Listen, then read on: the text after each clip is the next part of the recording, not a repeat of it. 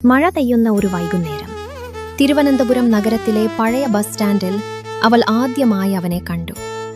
കയ്യിലൊരു പുസ്തകം, മുഖത്ത് ചെറിയൊരു വിഷാദം, എന്നാലും കണ്ണുകളിൽ ഒരു ശാന്തത ഉണ്ടായിരുന്നു. അവളുടെ പേര് മീര, അവൻ ആദിത്യൻ. ബസ് വൈകി. മഴ കൂടിയതോടെ സ്റ്റാൻഡിൽ നിന്നവർ ഓരോരുത്തരും ഓടിപ്പോയി. പക്ഷേ മീര ഒറ്റയ്ക്കായിരുന്നു. കുടയില്ലേ? ആദിത്യൻ ചോദിച്ചു. ഇല്ല, അവൾ ചെറിയൊരു പുഞ്ചിരിയോടെ പറഞ്ഞു. ഒരു നിമിഷം പോലും ആലോചിക്കാതെ അവൻ തന്റെ കുട അവൾക്കു നൽകി. നിനക്ക്? എനിക്ക് മഴ ഇഷ്ടമാണ്.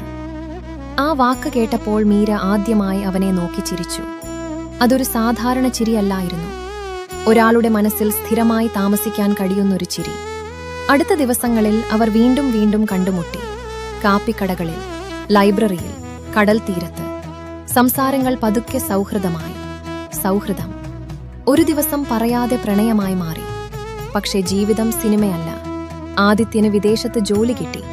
പോകേണ്ട ദിവസം മീര ഒന്നും പറഞ്ഞില്ല, കരഞ്ഞില്ല പോലും.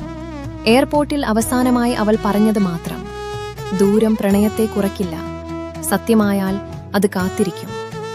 5 വർഷങ്ങൾക്ക് ശേഷം അതേ മഴ, അതേ ബസ് സ്റ്റാൻഡ്.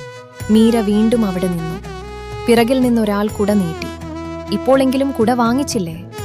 ആ ശബ്ദം കേട്ട നിമിഷം അവളുടെ കണ്ണുകൾ നിറഞ്ഞു. കാരണം ചില പ്രണയങ്ങൾ അവസാനിക്കില്ല, അവ വെറും കാത്തിരിക്കും.